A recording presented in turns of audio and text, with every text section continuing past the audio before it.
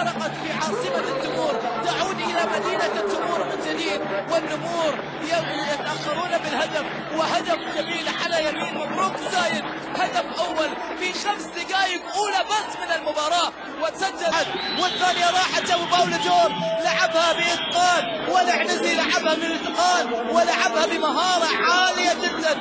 فهد العنزي يكتب لنفسه سطر جديد ويحاول مع العام الجديد أن يسجل أول أهداف الاتحاد. 1-1 عادت النتيجة إلى ما كانت عليه في موسم 2009 يوم تقابلوا في جدة 1-1. الشامخة هنا الهدف الثاني، هنا التمرير، لحظة التمرير والانطلاقة من المقهوي، سجلها بكل أناقة بكل أريحية بشكل حلو، والثانية راحت من تحت مبروك زايد، وهدف ثاني، هدف ثاني للنموذجي بشكل جميل جدا.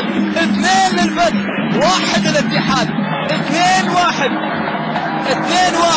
وإليكم حركات واستعراضات ولمحات خاصة على مستوى الفرحة في مدينة التمور وفي مدينة 13 مليون نخلة في الأحساء كشموخها وقوتها. وهنا الهدف الثالث للفارس حمدان، للمراوغ حمدان، للنجم الكبير حمدان الحمدان، فارس الميدان وفارس أبناء الأحساء. يغيب نجم ويظهر آخر، وهذه المقولة كاملة. هذه الكرة مرة ثانية، انتم عندكم الآن الحكم والعيون، كرة من نقلت واللعبة لا جول، لا جول، ادخلت بكاملها وهدف صريح للاتحاد، وهدف ادخلت بكاملها، خلاص عدت. وبالتالي الهدف الثاني هدف ثاني من هاللقطة، نجزم بأن الكرة عدت الخط وعدت جول ثاني، هدف ثاني.